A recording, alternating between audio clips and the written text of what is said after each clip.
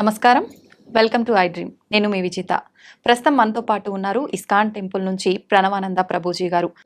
నమస్కారం ప్రభుజీ. నమస్కారం. హరే కృష్ణ. హరే కృష్ణ ప్రభుజీ. ప్రభుజీ, ప్రస్తుత రోజుల్లో చూసుకుంటే ప్రతి ఒక్కరు కూడా బంధాలు, బంధుత్వాలు, వరసలు ఇలాంటి వాటికి అసలు వాల్యూనే లేకుండా అందరినీ పక్కన పెట్టేసి ఎంతసేపు మనీ వైపు పరిగెడుతూ ఉన్నారు.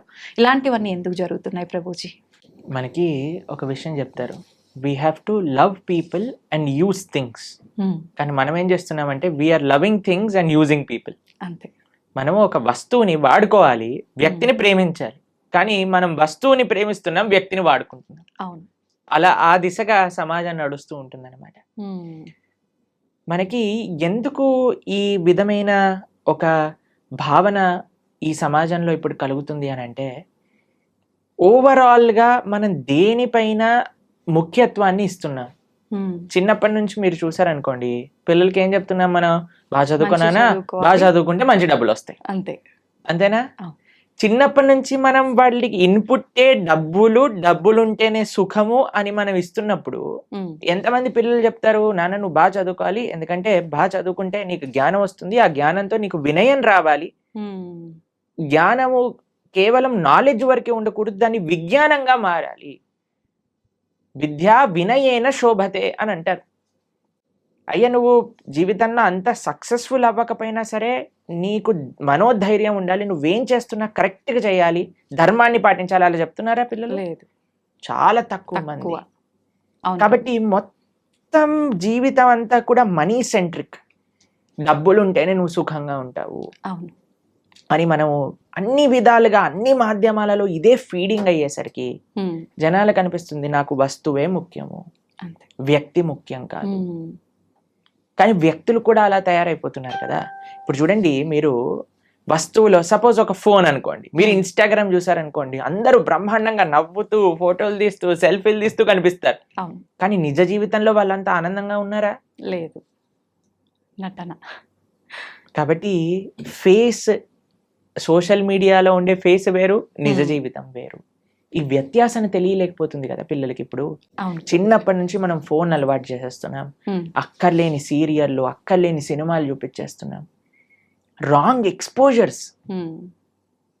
ప్లస్ వ్యక్తులలో కూడా ఒక మానవత్వం అనేది లోపిస్తూ ఉంటుంది. ఎందుకో తెలుసా అండి? మానవీయత కేంద్రంగా ఉండేది ఒక మందిరం, ఒక హాస్పిటల్ అని అనుకోండి. మన శరీరాన్ని బాగా చేస్తుంది. ఆలయాన్ని ఏమంటారో తెలుసా అండి? మందిరము అని అంటారు. అంటే మనస్సు బాగా చేసేది మందిరం. మనకి ఇంతకు ముందు ఎలా ఉండేది అని అంటే, ప్రతి ఒక్క ఫ్యామిలీకి ఒక గురువు ఉండేవారు. గురువు శాస్త్రాన్ని అధ్యయనం చేసి అక్కడ ఉండే మంచి విషయాలన్నీ చెప్తూ ఉండేవారు. ఫెస్టివల్స్ ఇంత బ్రహ్మాండంగా అందరు కలిసి చేసుకునేవారు. ఏదో ఒక సాంప్రదాయం. మనకి ఎన్ని పండగలండి, ఒక పండగ అయిపోగానే ఇంకో పండుగ వస్తుంది. మన పండగలలో ఏముంటుంది చెప్పండి? అందరు కుటుంబ సభ్యులు కలిసి ఆలయానికి వెళ్ళి భగవంతుడు ఆరాధన చేసి గో సేవ చేసుకొని, పిండి వంటలు పదార్థాలు అన్ని చేసుకొని మనం తీసుకొని 10 మందికి పంచి పెడుతూ, it is very colourful and vibrant. అవన్నీ వదిలేసాము. ఇప్పుడు మనం ఏదో valentine's day, friendship day, mother's day, Halloween day, new year's day ఇవన్నీ చేసుకోవడం ప్రారంభం చేసుకుంటాం. అవును ప్రభుజీ. ఈ ఫెస్టివల్స్ మనవెంత vibrant and so happiness filled, ఇవన్నీ డార్క్ గ్లూమీ, రాత్రుల పూట సెలబ్రేట్ చేసుకోవటాలు, దయ్యాల్లాగా రెడీ అయిపోవటాలు. మొత్తం కల్చర్ షిఫ్ట్ వల్ల మనకి భారతదేశంలో మీకు ఒక విషయం తెలిసిన అండి, సనాతన ధర్మంలో డైవర్స్కి వర్డే లేదు సంస్కృతంలో. ప్రతి ఒక్క దానికి ఒక విశేషమైన వర్డ్ ఉన్న సంస్కృతంలో డైవర్స్కి వర్డే లేదు. మన సాంప్రదాయంలో ఇట్ నెవర్ ఎగ్జిస్టెడ్. అంటే అసలు విడాకులు అనేదే లేదు. ఎందుకంటే ఎవరు ఆలోచించే వాళ్ళు కాదు. Everybody has adjusting, togetherness, Prema, love ఇవన్నీ ఉండేవన్నమాట అందరి దగ్గర. కానీ ఇప్పుడు పాశ్చాత్య సంస్కృతి ఎంత మన పైన ఇది చూపిస్తుంది అని అంటే, దాని ప్రభావం మనం ఈరోజు ఇదంతా చూస్తున్నాం అనమాట. కానీ మనం కానీ మన నేను నాది అనే భావనను పక్కన పెట్టి సమాజం, కుటుంబం, వ్యక్తులు అనే భావన మధ్యలోకి వచ్చిందనుకోండి, కేంద్రంగా భగవంతుడు ఉండగలిగితే ఈ సొసైటీలో, అప్పుడు చూడండి మీరు బ్రహ్మాండంగా ఉంటుంది. ఎంతో మంది ఫారెన్ ట్రావెలర్స్ భారతదేశానికి వచ్చి వాళ్ళు చెప్పిన విషయాలు మీరు అసలు చదివితే అసలు భారతదేశం ఎలా ఉండేది, ఇప్పుడు ఎలా ఉన్నది. దీన్ని చాలా మనం చెప్పచ్చు, అరే ఇన్నిసార్లు ఫారెన్ రూల్ చేశారు కాబట్టి మనం ఇలా తయారయ్యామని. కానీ ఇప్పుడేం లేదు కదండి. ఇప్పుడు మనమే రాజులం కదా. కానీ ఇప్పుడు మనం మార్చుకోవచ్చు కదా. ఇప్పుడు చూడండి, ప్రతి దానికి బ్లేమ్ చేసి మనం ఎస్కేప్ అవ్వచ్చు. కానీ ఎప్పుడైతే మనం రెస్పాన్సిబిలిటీ తీసుకుంటామో అప్పుడే మార్పు అనేది వస్తుంది. నిజమే Prabhuji. So when we understand, మనకి ఎప్పుడైతే తెలుస్తుందో మార్పు అవసరం సమాజంలో అని అన్నప్పుడు మనందరం ప్రయత్నించాలి. ముఖ్యంగా చిన్న పిల్లల్ని పెంచే విధానంలో నుంచి కానీ, వాళ్ళకి మంచి సంస్కారములు ఇవ్వడానికి కానీ, తల్లిదండ్రులు వాళ్ళని వాళ్ళు పరిశీలన చేసుకొని మారటానికి కానీ, this is the right time. ఆలోచన చేసి బెటర్ లేట్ దాన్ నెవర్ అని అంటారు. కాబట్టి ఇప్పటికైనా తెలుసుకొని మనం మారగలిగితే ఒక సమాజం అనేది ఆనందంగా, ఆరోగ్యంగా ఉంటుంది. ఓకే. అయితే ప్రభుజీ, చాలా వరకు చూస్తున్నాము, మనీ వైపు పరిగెత్తడమే కాదు, చెడు వ్యసనాలకు అలవాటు పడిపోయి చాలా మంది విచ్చలవిడితనంతో క్రూరంగా బిహేవ్ చేస్తున్నారు. ఇలాంటివన్నీ జరగటానికి రీజన్ ఏమై ఉంటుందండి ప్రభుజీ? డబ్బులు ఉంటే కదండి ఇవన్నీ వచ్చేది. డబ్బులు లేకపోతే ఏం చేస్తాడు? డబ్బులు, విచ్చలవిడితనం, ఈ రెండు కలిసినప్పుడు చాలా ప్రమాదకరమైనదండి. ఇప్పుడు మీకు ఒక చిన్న విషయం చెప్తా. ఇంట్లో చిన్న పిల్లవాడు అనుకో, వాడి చేతిలో కత్తి ఇస్తారా మీరు? లేదు. ఎందుకు ఇవ్వరు? వాడికి తెలియదు కదా ప్రభుజీ. దాంతో అంటే ఎలా పడితే అలా ఆడుకునే వస్తువులాగా ట్రీట్ చేస్తాడు, ఏదో ఒక ప్రమాదం జరుగుతుంది. అంతే కదండి. డబ్బులు కూడా అలాంటిదే. ఓకే. విలువ తెలియదు. డబ్బులు, విచ్చలవిడితనము కానీ మనం ఏర్పాటు చేసామనుకోండి, ఇంకా వాడి భవిష్యత్తు నాశనం అయిందనే చెప్పుకోవచ్చు. కాబట్టి మేము ఇంజనీరింగ్ చదివేటప్పుడు కూడా మేము చూసాం, ఎవరైతే పేరెంట్స్ కొద్దిగా స్ట్రిక్ట్గా, కంట్రోల్డ్గా, డిసిప్లిన్డ్గా వాళ్ళ పిల్లలతో విచ్చలవిడితనంగా ఉండకుండా వాళ్ళని కంట్రోల్లో పెట్టారనుకోండి, వాళ్ళు అప్పటికి వాళ్ళకి కష్టం అనిపించినా, ఎందుకు మా అమ్మ నాన్న ఇలా చేస్తున్నారు అని అనిపించినా, but they were on a right track. కానీ ఎవరికైతే విచ్చలవిడితనం ఇచ్చేసారో, ఎవరికైతే డబ్బులు అడగంగానే ఇచ్చేయటం ప్రారంభం చేశారో, ఏం లెక్క ఏమంటామంటే దెర్ ఇస్ నో అకౌంటబిలిటీ. అలా చేసామనుకోండి, పిల్లలు అన్ని రకాల వ్యసనములు, ఇప్పుడు ఐపీఎల్ మ్యాచెస్ లో బెట్టింగ్లని, తర్వాత డ్రగ్స్ అని, ఇంటాక్సికేషన్స్ అని, పబ్లని, కార్ రేసింగ్లని, అసలు ఎంత మంది ప్రాణాలు పోగొట్టుకుంటున్నారు చెప్పండి అసలు. నిజమే ప్రభుజీ. ఇవన్నీ ఎక్కడి నుంచి వస్తున్నాయి మనకి? కాబట్టి సమాజం మారాలి. కేవలం ఒక్కళ్ళని మనం తప్పు పట్టద్దు. పేరెంట్స్ మీరే తప్పు అని మనం అనలేం, టీచర్స్ మీరే తప్పు అని చెప్పలేం. ప్రతి ఒక్కళ్ళు ఒక్కొక్క ప్రయత్నం వాళ్ళ వైపు నుంచి చేయాలి. మీడియా మీ వైపు నుంచి ప్రయత్నం చేయాలి, సాధువులుగా మేము మా ప్రయత్నం చేయాలి, తల్లిదండ్రులుగా వాళ్ళ ప్రయత్నం చేయాలి, టీచర్స్గా వాళ్ళ ప్రయత్నం చేయాలి, గవర్నమెంట్గా వాళ్ళ ప్రయత్నం చేయాలి. అప్పుడే ఈ సమాజం మెరుగుపడుతుంది. కాబట్టి ఒక్కళ్ళు ప్రయత్నం చేయటం కంటే అందరం కలిసి చేయగలిగితే మంచిది. ఓకే. కాబట్టి మీరు ఇలాంటి ప్రోగ్రామ్ చేస్తూ, ఇలాంటి ప్రశ్నలు అడుగుతూ జనాలలో ఒక మంచి భావనను నింపడానికి ప్రయత్నం చేస్తున్నారు కదా. కాబట్టి మీ మీడియా వైపు నుంచి మీరు మీ బాధ్యత కరెక్ట్గా చేస్తున్నారు. అలా అందరూ కూడా వాళ్ళ వాళ్ళ బాధ్యతను సక్రమంగా నిర్వర్తిస్తే this world will be the beautiful place to live.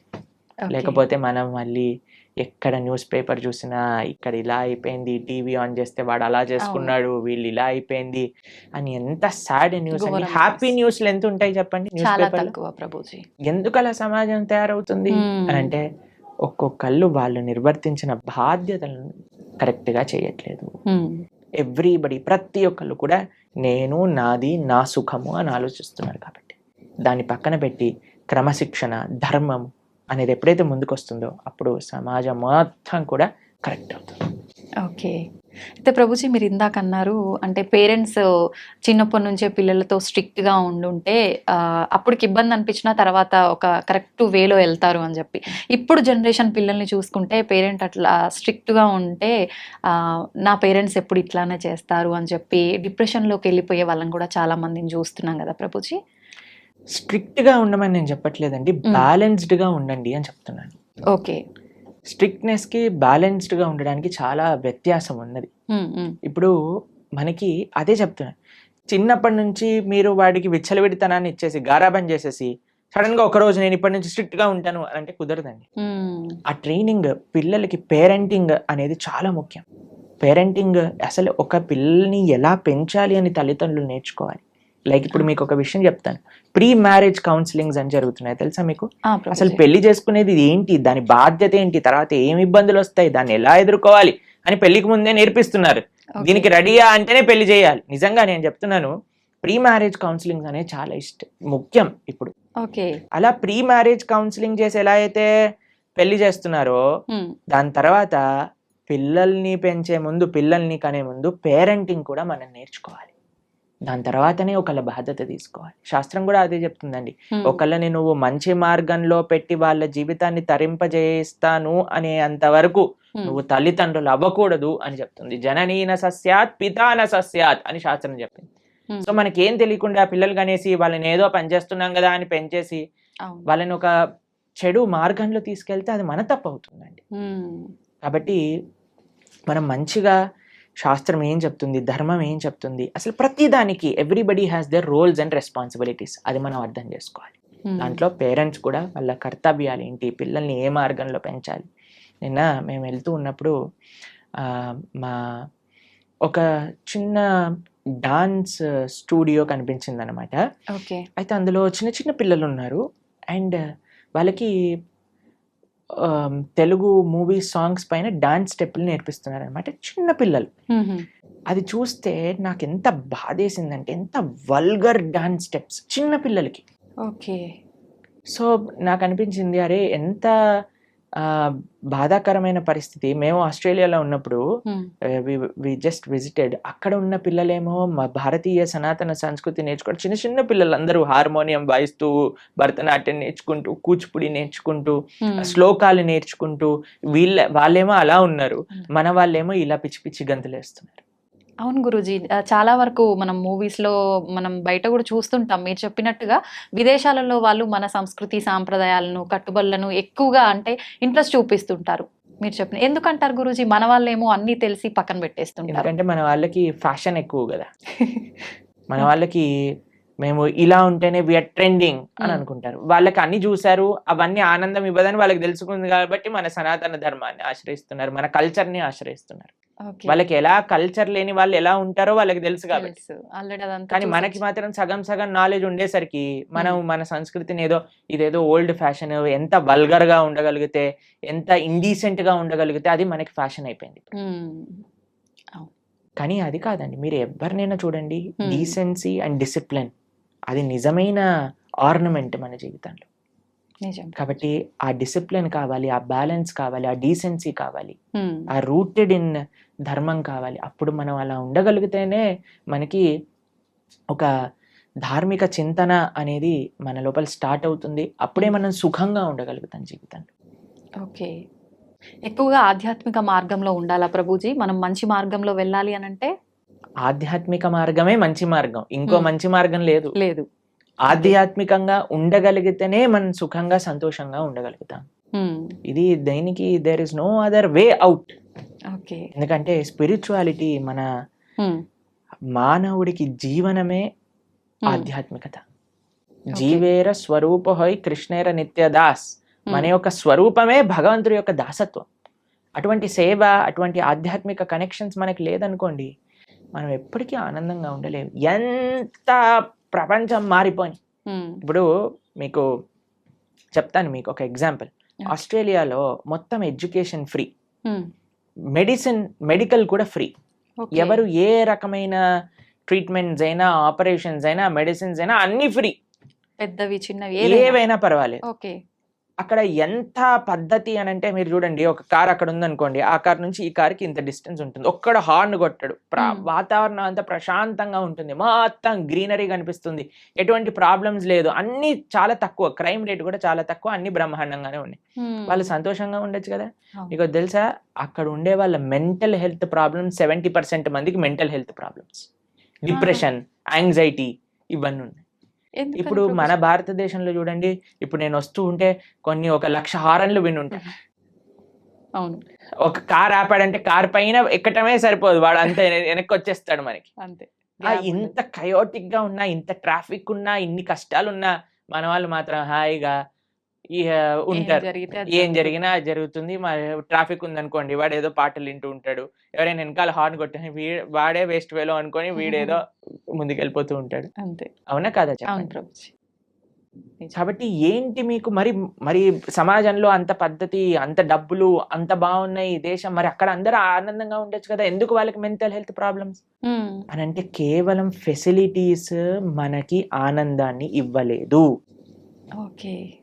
కేవలం అన్నీ బాగుంటే, అన్ని విద్య, వైద్య, ఆ అన్ని రంగాలు కూడా బ్రహ్మాండంగా ఉంటే మనకి సుఖ సంతోషాలు వస్తాయి అనేది పెద్ద అబద్ధం.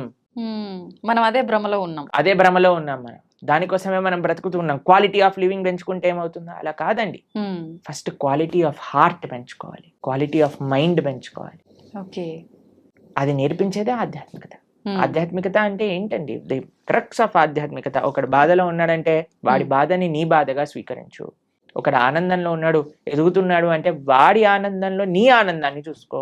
ఉమ్, కానీ ఇప్పుడు సమాజంలో ఎవడైనా ఎదుగుతున్నాడు అనుకోండి, కిందికి లాగేస్తాం. లాగేయాలి. ఎవరైనా బాధపడుతున్నాడు అనుకోండి, మంచి అయింది వీడికి. అవును.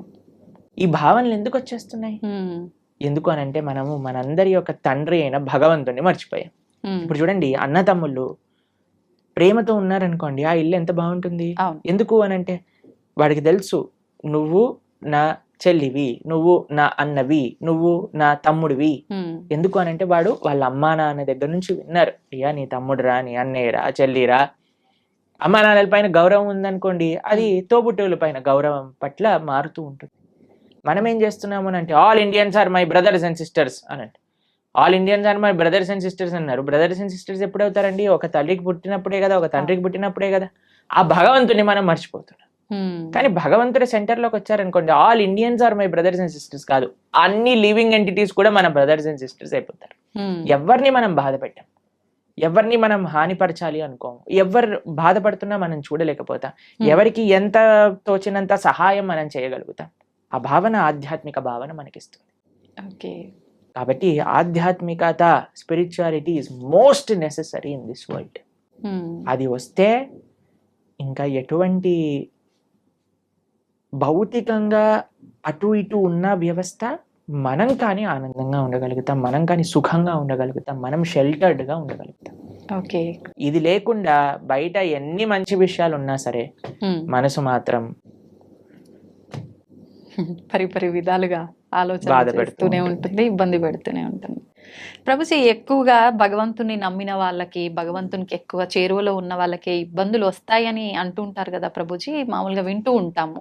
అదంతా ఎంతవరకు నిజం అంటారు? అసలు నిజంగా ఉమ్, భగవంతుడి దగ్గర ఉన్న వాడికి కష్టాలు రావు అనేది ఎంత అబద్ధమో, ఉమ్, భగవంతుడి దగ్గర ఉన్న వాళ్ళకి ఎక్కువ కష్టాలు వస్తాయి అనేది కూడా అంతే అబద్ధం. ఉమ్, ఈ ప్రపంచంలో అందరికీ కష్టాలు సుఖాలు వచ్చి తీరుతాయి. ఓకే. ఇప్పుడు చూడండి, నేను చెప్పాను అనుకోండి, ఈ సంవత్సరం ఎండాకాలం లేదు, ఉమ్, మీరు నమ్ముతారా? ఎలా సాధ్యపడుతుంది ప్రభుజీ? పడదు కదా. ఉమ్, నేను చెప్పాను అనుకోండి, ఈ సంవత్సరం ఓన్లీ ఎండాకాలమే ఉంటుంది, ఉమ్, వర్షాకాలం ఉండదు, చలికాలం ఉండదు అని అంటే మీరేమంటారు? ఓ బాగుంది, చాలా బ్రహ్మాండంగా ఉంటుంది. వినటానికి బాగుంది కానీ ఎలా జరుగుతుంది? అంతే కదా అలా ప్రభుజీ? ఉండదు కదండి. అవును. వర్షాకాలం వచ్చినప్పుడు చలికాలం వస్తుంది, చలికాలం అయిపోయాక ఎండాకాలం వస్తుంది, ఎండాకాలం అయిపోయాక మళ్ళీ చలికాలం వస్తుంది, వర్షాకాలం వస్తుంది. ఇది ప్రపంచంలో అందరికీ తెలిసిన విధం. అవును. అలానే మన జీవితంలో కష్టాలు వస్తాయి, దాని తర్వాత సుఖాలు వస్తాయి, దాని తర్వాత కష్టాలు వస్తాయి, దాని తర్వాత సుఖాలు వస్తాయి. కష్టం సుఖం, కష్టం సుఖం ఈ మానవ జన్మలో ఒక పార్ట్ మాత్రమే.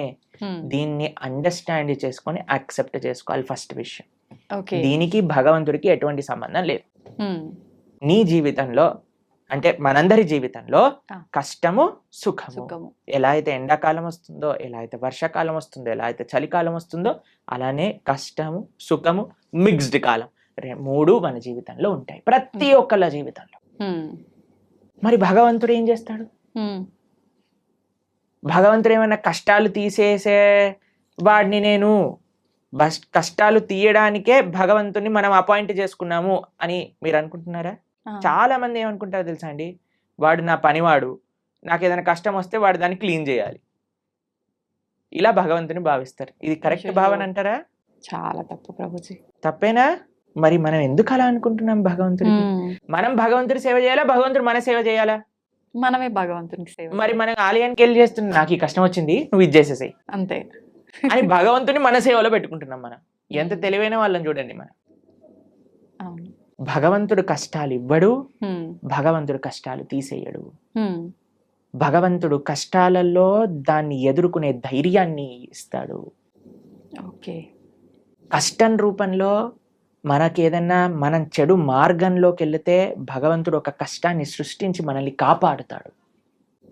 ఎక్కువ ప్రమాదం జరగకుండా. అంతేకాని హ్మ్. మనల్ని ఎప్పుడూ భగవంతుడు హ్మ్. కష్టాలు పెట్టడు, కష్టాలని ఆపడు. హ్మ్. మీకు ఒక ఎగ్జాంపుల్ చెప్తాను. నిన్నే మేము టీవీలో చూసాము. ఓకే. ఒక అమెరికాలో హ్మ్. ఒక ఫ్లైట్లో 2 సీట్లు ఖాళీగా ఉన్న సీట్లు ఒక్కసారిగా దే బ్లూ ఆఫ్, పేలిపోయాయట ఫ్లైట్లో. ఓకే. అయితే ఆ 2 సీట్లలో ఉన్న వాళ్ళకి అసలు ఎందుకు రాలేదు వాళ్ళు అని చేస్తే వాళ్ళిద్దరి జీవితాలలో ఏదో లాస్ట్ మూమెంట్ ఏదో అయిపోయి వాళ్ళు వెళ్ళలేకపోయారట. హ్మ్. అరే మేము ఫ్లైట్ మిస్ అయిపోయాం, ఆ డబ్బులు పోయాయి, అవి ఇవి అని ఫుల్ బాధపడ్డారట. హ్మ్. ఎప్పటి వరకు అంటే ఆ 2 సీట్లు పేలిపోయాయి తెలిసే అని వరకు తెలిసినంత విషయం. వరకు. హ్మ్. ఇప్పుడు దాన్ని వెస్టర్న్ టర్మినాలజీస్ లో బర్న్ట్ టోస్ట్ ఫినామినా అని అంటున్నారు అనమాట. ఓకే. అది మీకు టెక్నికల్ టర్మ్స్. అది ఏంటంటే ఏది జరిగినా సరే మన మంచి కోసం జరుగుతుంది అని టైం కానీ మనకి చెప్పదు. ఓకే. ఇప్పుడు మనకి ఈ రోజు ఈ కష్టం వచ్చింది అని అనుకున్నా, ఇప్పుడు సపోజ్ మనకి కాలు ఇరిగింది అని మనం అనుకున్నా, ఒక యాత్రకి వెళ్ళలేదు, మ్. తర్వాత తెలిసింది ఆ యాత్ర బస్సే బోల్తా పడిపోయింది. హ్మ్. ఇప్పుడు ఏం కాలు ఇరగటం బెటరా, బస్ నుంచి కింద పడిపోవటం బెటరా? కాలు ఇరగటమే బెటర్. అంతే కదండి. అవును. కాబట్టి మనకి ఈ రోజు ఇక్కడ దేవుడా నాకెందుకు అలా చేసావు, నాకెందుకు ఈ అన్యాయం చేసావు అని అంటే వెయిట్ చేయి స్వామి, నీకే తెలుస్తుంది దేవుడు నీకు అన్యాయం చేయలేదని. మనకు ఆ ఓపిక లేదంతే. ఓపిక లేదు, అర్థం చేసుకోగలిగే ఆలోచన లేదు. మనకేంటి వెంటనే అయిపోవాలి, ఇది నాకు ఇలా 2 minutes లో మ్యాగీ రెడీ అయిపోయింది, 2 minutes లో నాకు కష్టం ఎందుకు పోవట్లేదు అని మనం తయారైపోయినాం. దీనికి తగ్గట్టు చెప్పేవాళ్ళు కూడా మీరు ఇది చేసేయండి, ఈ కష్టం అలా పోతుంది, ఈ మంత్రం చెప్పండి అలా పోతుంది. అది దట్ ఈస్ నాట్ ప్రాక్టికల్ అండి. దుఃఖాలయం అశాశ్వతం. ఈ ప్రపంచంలో దుఃఖాలు వస్తాయి, దాన్ని ఎదుర్కొనే ధైర్యం కోసం భగవంతుని ఆశ్రయించు. రాముడిగా వచ్చాడు భగవంతుడు, రాముడికి కష్టాలు రాలేదా అండి? మీరు ఒకసారి రాముడి దగ్గరికి వెళ్ళి, రామా నాకు అసలు ఏ కష్టాలు రావద్దు జీవితంలో అంటే పాపం రాముడు ఏమనుకుంటాడండి, నేనే అన్ని కష్టాలు పడ్డాను, నువ్వు నాకే కష్టాలు వద్దు అని అడుగుతున్నావా నా దగ్గరకు వచ్చి అని కూడా చెప్పండి. జనాలు ఏం చేస్తున్నారంటే అండి, ఇప్పుడు ఇక్కడ కష్టం తీరకపోతే దేవుని మార్చేస్తున్నారు. దేవుని మార్చడం కాదు, మొత్తం ఏకంగా ధర్మాన్ని మార్చేస్తున్నారు. దేవుళ్ళని తిట్టడము, మళ్ళీ ఎందుకు నిన్ను పూజించాలి అది ఇది మామూలుగా తిట్టరు ప్రభుజీ. చేసేదేమో నువ్వు, అనేదేమో భగవంతుని. ఎంత విచిత్రం చెప్పండి. నీ కర్మలకి నువ్వే బాధ్యుడివి. నువ్వేదైతే తప్పు చేసావో అది నీ జీవితంలో కష్టంగా వచ్చి తీరుతుంది. దాన్ని ఎదుర్కో, దాన్ని అనుభవించు, అప్పుడే ఆ కర్మ పోతుంది. కాబట్టి ఇప్పుడు ఒక చిన్న పిల్లవాడు చదువుకోలేదండి, ఎగ్జామ్ లో ఫెయిల్ అయ్యాడు. ఇప్పుడు ఓయ్ నాకు టీచర్ తక్కువ మార్కులు ఇచ్చింది అందుకే నేను ఫెయిల్ అయ్యా అని అంటే మనం ఏం చేస్తామండి, ఒరే నువ్వు ఇప్పుడు ఏం చేయలేవురా, మళ్ళీ చదువుకొని ఇంప్రూవ్మెంట్ రాయాల్సిందే, ఆ ఇయర్ క్లియర్ చేయాల్సిందే, అది నీ బాధ్యత, చదువుకోవాల్సిందే. కాబట్టి వాడే కష్టపడాలి, వాడే చదవాలి, వాడే ఎగ్జామ్ రాయాలి, వాడే పాస్ అవ్వాలి. అలానే మనకి ఎవ్వరు మోటివేషన్ ఇవ్వగలుగుతామంటే ఈసారి బాగా చదువుకో, ఇంకొద్దిగా వాటికి ఒక ట్యూషన్ పెట్టించగలం తల్లిదండ్రులుగా, నీ పక్కనే ఉండి ధైర్యం చెప్పగలం. అంతే కదా మన భగవంతుడు చేసే పని. నువ్వు నీ కష్టాన్ని నువ్వు దాటుతూ ఉండు, నేను నీ వెంట ఉంటా. ఆ ధైర్యం భగవద్భక్తి మనకిస్తుంది. కాబట్టి ధర్మాన్ని మార్చేసే వాళ్ళు ఒక్కసారి ఆలోచన చేయండి. తల్లిదండ్రుల్ని మార్చుకోం మనం. వేరే వాళ్ళ తల్లిదండ్రులు ఏదో కొత్త బ్యాగ్ కొనిచ్చారు, స్పైడర్ మ్యాన్ బ్యాగ్ కొనిచ్చారు, మా అమ్మ నాన్న స్పైడర్ మ్యాన్ నేను వాళ్ళ ఇంటికి వెళ్ళిపోతామా? ఎంత సిల్లీయో, ఎంత worst thing to do in life. అలానే మన ధర్మాన్ని వదిలేసి వేరే ధర్మాలకి ఏదో కష్టాలు పోతాయి, మాకు కష్టాలు తీర్చేవాడు దేవుడే కాదు. మీకు ఒక విషయం తెలుసా అండి? అవునా ప్రభుజీ? ఎవరైనా చెప్పారనుకోండి ఇది చాలా పవర్ఫుల్, మొత్తం కష్టాలని పోతాయి, అక్కడికి అస్సలు వెళ్ళకూడదు. ఎందుకని ప్రభుజీ? ఎందుకు అని అంటే ఇప్పుడు కష్టాలు పోయాయి అనుకోండి, మన కర్మ ఎప్పుడో ఒకసారి మన కర్మ అనుభవించాల్సిందే కదా. ఈ రోజు కాకపోతే రేపు తప్పదు. కాబట్టి నీ కష్టం ఈ రోజు మాయమైపోయింది అని అనుకోండి, ఈ రోజు మాయమైపోతుంది, రేపు వస్తుంది, దాన్ని నువ్వు తప్పించుకోలేవు. ఓకే. అంటే మనం చేసుకునే కొన్ని పుణ్య కార్యాల వల్ల మన పాపాలు తొలగిపోయే అవకాశం ఉంటుంది అని అంటారు కదా ప్రభుజీ. ఇంకొక దాంట్లో విషయం చెప్తాను. భాగంగా పుణ్యము, మంచి పనులు పుణ్యాన్ని ఇస్తాయి, చెడు పనులు పాపాన్ని ఇస్తాయి. ఓకేనా? పుణ్యం separate గా అనుభవించాలి, పాపం separate గా అనుభవించాలి. పుణ్యం ఎక్కువ చేసేస్తే పాపాన్ని అది అది తొలగించదు. అర్థమైందా మీకు? ఓకే. ఓకే. ఇప్పుడు పుణ్యం ఏదైతే ఉందో దాన్ని మీకు స్వర్గానికి తీసుకెళ్తుంది అని అనుకోండి. పాపం ఏదైతే ఉందో దాన్ని మీకు నరకానికి తీసుకెళ్తూ ఉందనుకోండి. మీరు ఎక్కువ పుణ్యం చేసేస్తే ఈ పుణ్యం వెళ్ళి పాపాన్ని ఇది చేసేదన్నమాట. పుణ్యం పుణ్యం ఖాతానే, పాపం పాపం ఖాతానే. ఈ రెండూ పోవాలి, ఈ రెండుతో మాకు పని లేదు అని అన్నప్పుడు మనం భగవంతుడికి శరణాగతి చేయాలి, భగవంతుడి యొక్క భక్తి చేయాలి. అప్పుడు మనకి పుణ్యంతో సంబంధం ఉండదు, పాపంతో సంబంధం ఉండదు. భగవంతుడిని ఆశ్రయించడం, భగవంతుడిని చేరుకోవటం, ఇది భక్తి మార్గము అని అంటే. కాబట్టి ఫస్ట్ పాపాచరణ మానుకోవటం మనుష్యత్వం, మనుష్యత్వంలో పుణ్యాచరణ, మంచి మనిషిగా మారటం, మంచి మనిషిగా మారిన తర్వాత ధర్మాన్ని తెలుసుకొని భక్తిని ఆశ్రయించి భక్తుడుగా మారటం. ఇట్లా 3 స్టేజెస్ ఉన్నాయి. కాబట్టి ఫస్ట్ స్టెప్ ఇస్ పాపాన్ని పక్కన పెట్టండి, పాపాచరణ తప్పు. దాని తర్వాత నెక్స్ట్ స్టేజ్ మంచి మనిషిగా మారటం, మంచి మనిషిగా మారాక ధర్మం గురించి, దేవుడి గురించి తెలుసుకోవటం, భగవంతుని ఆశ్రయించటం. అప్పుడు మనకి పాపంతో సంబంధం ఉండదు, పుణ్యంతో సంబంధం ఉండదు, భగవంతుడితో మాత్రమే సంబంధం ఉంటుంది. అలా సాధ్యపడుతుందా ప్రభుజీ అట్లా ఉండడం? తప్పకుండా. ఇప్పుడు చూడండి, రోడ్డు పైన మురికి నీళ్ళు ఉన్నాయనుకోండి, ఒక మనం బకెట్ల మురికి నీళ్ళు రోడ్డు పైన పడేసాం అనుకోండి, మీరు మధ్యాహ్నం కల్లా వచ్చారనుకోండి, అక్కడ ఒక్క చుక్క నీరు కూడా ఉండదు. ఎందుకు చెప్పండి? సూర్యుడు మొత్తం లాగేస్తాడు, అన్నిటినీ ఎవాపరేట్ చేసేస్తాడు, అంతేనా? పెద్ద పెద్ద నదులే ఎవాపరేట్ అయిపోతాయి. సూర్యుడికి ఆ శక్తి లేదా? అలానే భగవంతుడికి కూడా ఆ శక్తి ఉంది. భగవంతుడిని ఆశ్రయించినప్పుడు, భగవంతుడికి శరణాగతి, భగవంతుడు చెప్పిన మార్గాన్ని, అలా దేవుడి దగ్గరికి వెళ్ళి 10 రూపాయల టికెట్ ఇచ్చి, అయ్యా నీకు అర్చన చేయించేసా, నా పాపాన్ని తీసేసాయి, ఇలా బిజినెస్ ట్రాన్సాక్షన్ కాదండి. మనస వాచ కర్మన భగవద్ మార్గంలో మనం నడిచినప్పుడు, భగవంతుడికి శరణాగతి చేసినప్పుడు, ఆయన మన దగ్గర ఉండే ఎటువంటి కర్మ బ్యాగేజ్ నైనా సరే ఆయన మొత్తం డిసపియర్ చేసేయగలరు.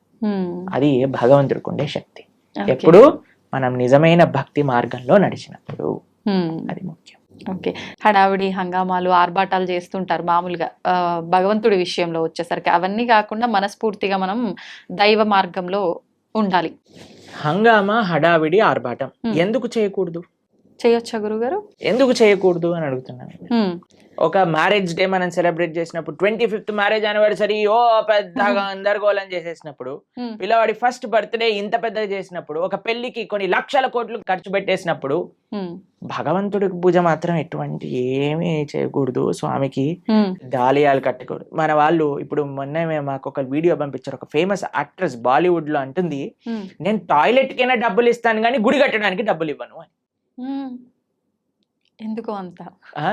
ఎందుకు అని అంటే, నో మోర్ రిలీజియస్ ఇన్స్టిట్యూషన్స్ అని ఏదో దానికి జనాలందరూ కరెక్టే చెప్పింది, రిలీజియస్ వల్ల ఒక ఆలయం కట్టడం వల్ల ఏమి పని ఉంది దానికి అని అంటున్నారు. ఎందుకంటే అందరు ఇలాంటి మెంటల్ గా తయారవుతారు. ఆలయాలు లేవు కాబట్టి, రిలీజియస్ ఇన్స్టిట్యూట్స్ తక్కువ అయ్యాయి కాబట్టి ఇలాంటి వాళ్ళు పుడుతున్నారు, టాయిలెట్ మెంటాలిటీ కలిగిన వాళ్ళు. అదే ఆలయానికి ఇచ్చుంటే, భగవంతుడికి ఇచ్చుంటే మంచి మనస్తత్వం ఉన్న వాళ్ళు పుట్టేవారు. ఇలాంటి వాళ్ళని ప్రపంచంలో ఎవరు గుర్తుండరండి. ఒక 10-15 ఏళ్ల తర్వాత ఎవరిని దే విల్ నాట్ రిమెంబర్.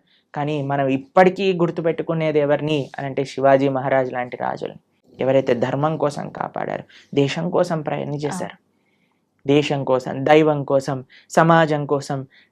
ఇటువంటి భావనలే రావట్లేదండి జనాలకి ఈ మధ్య. మొత్తం ఫ్యాషన్ అయిపోయింది. భగవంతుడి యొక్క ఆలయం కట్టడం, రామ మందిరం కట్టడానికంటే ఎందుకు ఇన్ని వేల కోట్లు, అందరినీ పేద ప్రజలకు పంచేయచ్చు కదా. ఎన్ని రోజులు పంచుతావు అనేది ప్రశ్న. ఈ రోజు నువ్వు అన్నం పెట్టగలవా, రేపు పెట్టగలవా, ఎల్లుండి పెట్టగలవా, ఆకలి తీరుతుందా? కానీ భగవద్ ఆలయం ఏం చేస్తుంది అంటే మనసుని మారుస్తుంది, ఒక మంచి ప్రేరణనిస్తుంది. ఒక ఆలయం దేన్ని విషయాలకి కేంద్రం చూడండి మీరు. ఒకటి ఆర్ట్, కల్చర్, ట్రెడిషన్, హెరిటేజ్, ఎన్నిటిని నిలుపుకుంటుంది రామమందిరం. ఒక మందిరం మీరు చూసారంటే ఎన్ని వ్యవస్థలు, పూలు అమ్ముకునే వాళ్ళకి మందిరం, ఒక ఫార్మింగ్ చేసే వాళ్ళకి మందిరం, అవును. ఒక ఆర్ట్స్ నేర్చుకునే వాళ్ళకి మందిరం, భగవంతుని ఆశ్రయించిన వాళ్ళకి మందిరం, ఒక మనసులో ఒక ఉత్సాహం, ఒక నమ్మకం, ఒక విశ్వాసం, ఒక ధైర్యం కావాలంటే గుడికి వెళ్తామండి. అవును. మీరు మీ జీవితంలో ఎప్పుడైనా వెళ్ళారా అలా? ఆ! అందరం వెళ్ళే ఉంటాం కదా. ఉమ్. ధైర్యం కావాలి. భగవంతుడా మేము ఈ కష్టంలో ఉన్నాం, ఒక ధైర్యం నింపుకోవడానికి భగవంతుడి దగ్గరికి వెళ్ళి చెప్పుకుంటాం మనం. అవును. ఎక్కడికి వెళ్తాం ధైర్యం కావాలంటే చెప్పండి. అసలు ఈ ప్రపంచంలో ఎక్కడైనా ఏ ప్రదేశం ఉందా ధైర్యం కోసం వెళ్ళడానికి? మీరు థియేటర్కి వెళ్తే ధైర్యం వస్తుందా? లేదు. పార్క్కి వెళ్తే ధైర్యం వస్తుందా? లేదు. షాపింగ్ మాల్కి వెళ్తే ధైర్యం వస్తుందా? భగవంతుడి దగ్గరికి వెళ్తే ధైర్యం వస్తుంది. ఉమ్. ఆ నమ్మకం, ఆ విశ్వాసం, ఆ పట్టుదల, ఏదో ఒకటి ఇన్స్టిట్యూషన్, మన కల్చర్ని, మన ఆర్ట్ని, మన ట్రెడిషన్ని, మన సాంప్రదాయాన్ని నేర్పించే ఇన్స్టిట్యూషనే మందిరం. ఉమ్. కాబట్టి మనకి వీ వాంట్ ఎవ్రీథింగ్. ఎప్పుడైనా మీరు హైదరాబాద్లో ఈ 5 స్టార్ హోటల్ కట్టబోతున్నారు, వాడిని అడిగారా అండి, ఎందుకు 5 స్టార్ హోటల్ కడుతున్నావు, నీ పక్క నుండి స్లమ్లో అన్ని డబ్బులు బంచేసాయి, 1 స్టార్ హోటల్ కట్టి సరిపోతుంది అని మనం ప్రశ్నిస్తామండి? లేదు. ఎందుకు?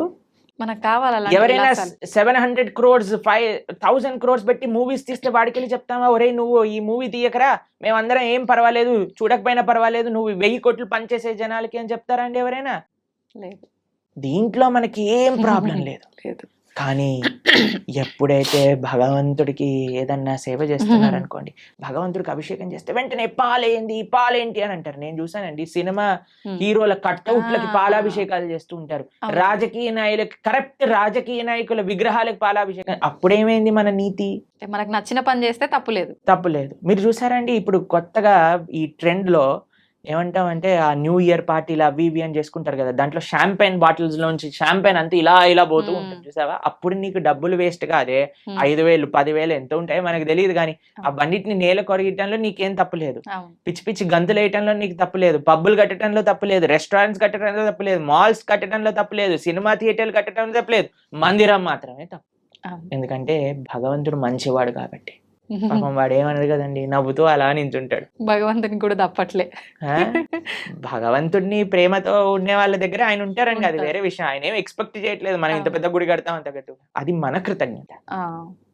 కాబట్టి జనాలు అందులో ఆర్భాటాలు వద్దు అని కేవలం భక్తిలో అనుకుంటే తప్పు. ఉమ్. లేదండి మాకు మా జీవనమే సరళం, ఉమ్. మేమే ఒక మ్యారేజ్ డే వచ్చింది అనుకోండి, ఆలయానికి వెళ్ళి దండం దండం పెట్టుకుంటాం. పెట్టుకో. అలానే భగవంతుడి యొక్క ఉత్సవం వచ్చినా ఆలయానికి వెళ్దాం. లేదండి మేము మ్యారేజ్ డే మాత్రం ఒక 2-3 లక్షలతో చేస్తాము, కానీ కృష్ణాష్టమికి మాత్రం 100 రూపాయలు ఖర్చు పెడతాం, అది తప్పు. ఇక్కడ ఇక్కడ చూపించే వ్యక్తిత్వం గురించి మాట్లాడుకోవట్లేదండి. కేవలం నేను చూపించడానికే పూజ చేస్తా అనటం తప్పు, కానీ భగవంతుడికి ప్రేమతో నేను ఇంత గొప్పగా చేసుకోగలుగుతాను అని అనుకోవటంలో తప్పేమీ లేదు. చేసుకోవచ్చు, కానీ మన హృదయంలో ఆ భక్తి, ఆ ప్రేమ అనేది ఉండాలి. ఓకే. ఏమంటారు మీరు? నిజమే ప్రభుజీ, ఉండాల్సిందే. చాలా తక్కువ మందిలో ప్రభుజీ రాను రాను ఇంకా అంటే ఎక్కువ ఆధ్యాత్మిక మార్గంలో భగవంతునికి దగ్గరగా ఉండాలంటే ఎక్కువ అంటే ఏమంటారు సెంటిమెంట్లు, కండిషన్లు ఎక్కువ ఉండాల్సిందేనేమో అని చెప్పి లిమిట్ లో అని అందరు జనాల్ని ఒక మబ్బెలో పెట్టేశారు జనాలు. కానీ మీరు మనందరం కలిసి ఇంకా ఇంకా ప్రజలలో ఆ చైతన్యాన్ని తీసుకొని రావాలి. అవును ప్రభుజీ. భక్తి అంటే కేవలం sentiments, rules, regulations, conditions, impositions కాదు. భక్తి అంటే ఎంతో సరళమైన, సున్నితమైన, ఆనందకరమైన, ఉత్సాహకరమైన, మనశ్శాంతిని ఇచ్చే ఒక ప్రాసెస్ అని మనందరం కలిసి జనాలకి చెప్పినప్పుడు అప్పుడు మాత్రమే వాళ్ళు నిజమైన భక్తి అంటే ఏంటో అర్థం చేసుకోగలిగే స్థితిలోకి వస్తారు. నిజమే ప్రభుజీ. ఇంకా ఇంటర్వ్యూస్ చేయాలి ఇలా. తప్పకుండా చేద్దాం ప్రభుజీ, మార్పు మనతోటే మొదలు పెడదాం. ఓకే. అయితే ప్రభుజీ నేటి అల్ట్రా మోడర్న్ జనరేషన్ వాళ్ళకి కృష్ణతత్వాన్ని అనుసరించాల్సిన ఆవశ్యకత ఎంతవరకు ఉంది ప్రభుజీ? ఏ జనరేషన్ వాళ్ళకైనా కృష్ణుని, భగవంతుణ్ణి అనుసరించాల్సిన అవసరం ఉన్నది. ఎలా అయితే మనకి ఓషన్లో ఉండే బోట్స్కి మీరు లైట్ హౌస్ అని ఉంటుంది తెలుసు కదా, అక్కడ నుంచి లైట్ వస్తుంది. ఆ లైట్ని చూస్తే వాళ్ళకి ఎక్కడికి వెళ్ళాలి అనే విషయం అర్థమవుతుంది. లేకపోతే ఎక్కడ నేల ఉంది, ఎక్కడ మనం దాటచ్చు ఈ సముద్రాన్ని అనేది తెలియదు. ఇప్పుడు మనందరికీ ఒక లైట్ హౌస్ లాంటి వాడు అన్నమాట. భగవంతుడు, భక్తి, గురువు, శాస్త్రము ఇవన్నీ ఒక లైట్ హౌస్ లాంటిది. మనందరం ఈ సంసారంలో బోట్ సముద్రంలో చూసారండి, ఎలా ఇలా పైకి ఇటు ఊపుతుంది అటు ఊపుతుంది, సామాన్లన్నీ కింద పడిపోతూ ఉంటాయి. అవును. అలా మన పరిస్థితి కూడా అలానే ఉంది. మానసికంగా, వ్యక్తిగతంగా, ఎమోషనల్, ఫిజికల్, మెంటల్ అన్ని స్టేట్ లో వీఆర్ ఆల్ డిస్టర్బ్డ్. కానీ ఎప్పుడైతే ఆ లైట్ హౌస్ మనకు కనిపిస్తుందో, భగవత్ తత్వము అనేది ఏదైతే మనం తెలుసుకుంటామో, అప్పుడు మనకి హోప్ ఉంటుంది జీవితంలో. ఇక్కడ ఒడ్డు ఉన్నది, ఇక్కడికి వెళ్తే మేము సురక్షితంగా ఈ సముద్రం నుంచి బయట పడగలుగుతాము అని. కాబట్టి ఏ అల్ట్రా మోర్డన్ అయినా, ఎటువంటి వాళ్ళైనా సరే, అందరికీ శరణు భగవంతుడు. కాబట్టి ఎప్పుడైతే ఆ కేంద్రం మనకి ఉందో జీవితంలో, మంచి ధర్మం, సమాజ సేవ, దేశ సేవ, భగవత్ సేవ అనే కేంద్రం వైపు ఎప్పుడైతే మనందరం నడుస్తామో, అప్పుడు ప్రతి ఒక్కళ్ళలో ఆధ్యాత్మికత, ఆ ఆనంద భావన అనేది కలుగుతుంది. కానీ ఇప్పుడు ప్రస్తుత సమాజంలో మోర్డన్, అల్ట్రా మోర్డన్ అన్నారు కదా మీరు, ఎంత అల్ట్రా మోర్డన్ అయితే అంత అల్ట్రా ప్రాబ్లమ్స్ వస్తున్నాయి. ఇది నిజం ప్రభుజీ. ఎప్పుడైనా మీరు డిప్రెషన్ అనేది విన్నారా అండి? మేమైతే మా టైంలో డిప్రెషన్ ఏంటి, మెంటల్ హెల్త్ ఇష్యూస్ ఏంటి, ఈ సైకాలజిస్ట్, సైక్రియాటిస్ట్ దగ్గర 3,000, 4,000 రూపాయలు వారానికి ఖర్చు పెడుతున్నారు ఇప్పుడు చిన్న యూత్ లో ఉండే పిల్లలకి. చిన్న చిన్న పిల్లల డిప్రెషన్. ఇప్పుడు ఎవరికి తెలియదు అసలు ఈ మెంటల్ హెల్త్ ప్రాబ్లమ్స్ ఏంటి అనేది, ఎప్పుడు వినలేదు. ఒకళ్ళు చెప్పారు, ప్రభుజీ మేము వెళ్ళి మా అమ్మకి చెప్పాను నాకు డిప్రెషన్ ఉందంటే, నువ్వు పారాసెటమాల్ వేసుకో తగ్గిపోతుంది అని చెప్పిందట వాళ్ళ అమ్మ. ఎందుకంటే పాపం తెలియదు కదా ఎవరికి మెంటల్ హెల్త్ అంటే ఏంటి, డిప్రెషన్ అంటే ఏంటి అని. అలాంటిది భారతదేశం ఎంత మీరు అల్ట్రా మోడర్న్, సూపర్ మోడర్న్ అవుతుంటే అంత మనకి mental health problems, physical health problems. ఇప్పుడు చూడండి, ఎవరిని అడిగినా సరే నాకు ఇవి, నాకు అవి అని చెప్తున్నారు. ఇంతకు ముందు అలా మీరు చూసారండి మీ వయసులో ఎప్పుడైనా? మీరు ఎప్పుడైనా మెంటల్ హెల్త్ విన్నారా మీ చిన్నప్పుడు? మేము డిప్రెషన్ లో ఉన్నామండి, స్ట్రెస్ లో ఉన్నామండి, యాంగ్జైటీలో ఉన్నామని ఎప్పుడైనా విన్నారా మీరు? అలాంటి పదాలు ఎందుకు? మీరు అల్ట్రా మోడర్న్ సొసైటీలో లేరు కాబట్టి. ఇప్పుడు ఎందుకు వినాల్సి వస్తుంది? అల్ట్రా మోడర్న్ సొసైటీ తయారైంది కాబట్టి. కాబట్టి ఎంత మనం మన సంస్కృతిలో మన ఫౌండేషన్, ఇప్పుడు చూడండి, ఫౌండేషన్ స్ట్రాంగ్ ఉంటే బిల్డింగ్ ఉంటుంది. ఫౌండేషన్ వీక్ ఉంది అనుకోండి, బిల్డింగ్ కదిలిపోతుంది. మనకి ఇప్పుడు ఫౌండేషన్ వీక్ ఉంది. పెద్ద పెద్ద స్కై స్క్రేపర్ బిల్డింగ్లు కట్టేస్తున్నాం, కానీ ఫౌండేషన్ లేదు కదా, ఎప్పుడు కూలిపోతుందో తెలియదు. ఫౌండేషన్ ఏంటి? అదే ఆధ్యాత్మికత. మీరు ఎంత పెద్ద బిల్డింగ్ కడుతున్నారు అన్న దాంతో మీరు అల్ట్రా మోడర్న్ అవ్వండి, సూపర్ అల్ట్రా మోడర్న్ అవ్వండి, super super super duper ultra modern అవ్వండి, నో ప్రాబ్లం. కానీ నీ ఫౌండేషన్ ని చూసుకో, బేస్ ఎలా ఉంది. బేస్ కానీ ఆధ్యాత్మికత కానీ ఉంటే మీరు ఎంత పెద్ద బిల్డింగ్ కట్టినా అది స్ట్రాంగ్ గా ఉంటుంది. కాబట్టి we are concerned about the foundation. We are not concerned about what you are doing. కానీ ఏ భావనతో చేస్తున్నాము, దేన్ని ఫౌండేషన్ చేసుకొని మన జీవితంలో ఎదుగుతున్నాము అనేది మనకి ముఖ్యం. ఇప్పుడు అంటే మాట్లాడుకోవడం వరకు బాగానే ఉంటుంది ప్రభుజీ, చెప్తాము, వింటారు, వదిలేస్తారు.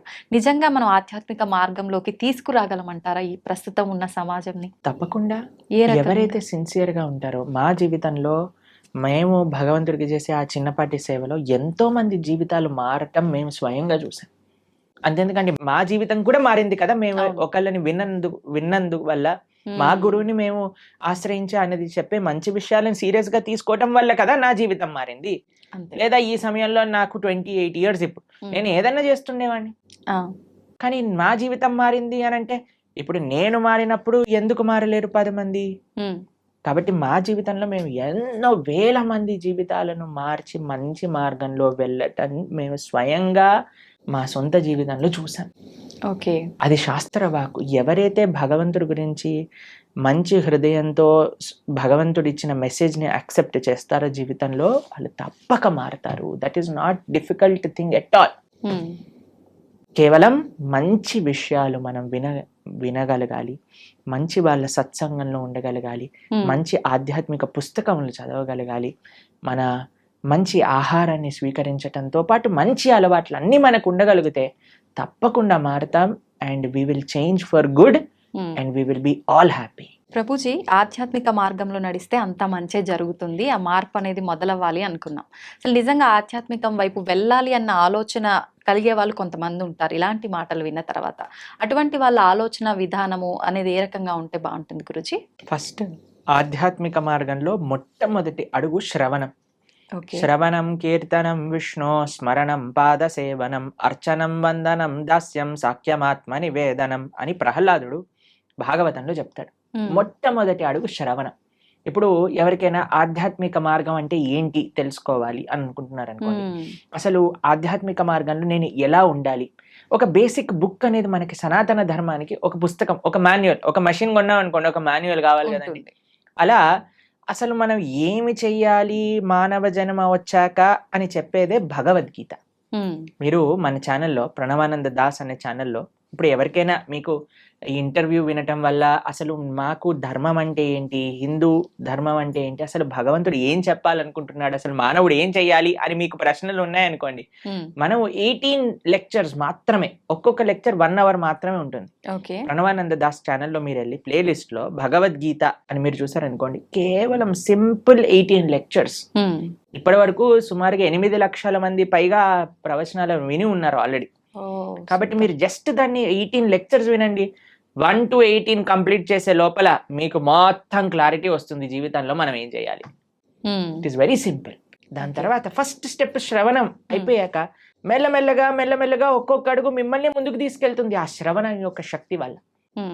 కాబట్టి మీరు ఇప్పుడు హాలిడేసే కాబట్టి మీకు అంత బిజీగా ఉండరు అని నేను భావిస్తున్నాను. కాబట్టి అట్లీస్ట్ ఈ సమ్మర్ హాలిడేస్లో ఈ 18 లెక్చర్స్ భగవద్గీత, సంపూర్ణ భగవద్గీత ప్రణవానంద దాస్ అనే యూట్యూబ్ ఛానల్లో మీరు విని చూడండి. మేము చాలా సింప్లిఫైడ్ వేగా అందరికీ సనాతన ధర్మం గురించి ఎక్స్ప్లెయిన్ చేసే ప్రయత్నం చేశాం ఆ వీడియోస్లో. కాబట్టి మీరు చూసి మీ యొక్క భావనలు వ్యక్తపరచండి. తప్పకుండా I think that will be a guiding light for everybody. ఎందుకంటే భగవద్గీత శాస్త్రమే అటువంటిది. కాబట్టి ఇది ఫస్ట్ స్టెప్. ఎందుకంటే అన్ని స్టెప్స్ ఒకసారి చేయకూడదు కదండి. నెక్స్ట్ ఇంటర్వ్యూలో సెకండ్ స్టెప్ గురించి మాట్లాడుకుందాం. ఇప్పుడు ఫస్ట్ స్టెప్ భగవద్గీత 18 లెక్చర్స్ వినటం. ఓకే, శ్రవణం. ఓకే ప్రభుజీ, ఆహారం విషయానికి వస్తే చాలా మంది ఈ మధ్య కాలంలో నాన్ వెజ్ ఫుడ్ కి ఎక్కువ అలవాటు పడిపోతున్నారు, ఎక్కువగా మాంసాహారం తింటున్నారు. నిజంగా మాంసాహారం అనేది తినడం తప్పంటారా ప్రభుజీ? మనకి ఎప్పుడైనా దోమ కుట్టినప్పుడు మీకు ఏమనిపిస్తుందండి? నొప్పి, బాధ కలుగుతుంది. ఏమంటారు అప్పుడు? దోమ కుట్టింది పాట్ అని వేసేస్తారు కొంతమంది. అయితే అరే ఆ దోమ ఎక్కడుందో పట్టుకొని రారా, దాన్ని ఎలా అయినా చంపేయాలి. ఇప్పుడు బ్యాట్లు తీసుకొని ఏమంటారు, మీరు యుద్ధానికి వెళ్ళినట్టు దోమలు వెనకాల పడి దోమని చంపేస్తే. ఇంత పెద్ద శరీరం నీది, ఇంత చిన్న దోమ, ఇంత చిన్న చీమ కుడితే అబ్బో చీమ కుట్టింది, నీళ్లు పోసేయండి, చీమలు అన్నిటి తీసేయండి, లక్ష్మణ్ రేఖ పెట్టేసేయండి.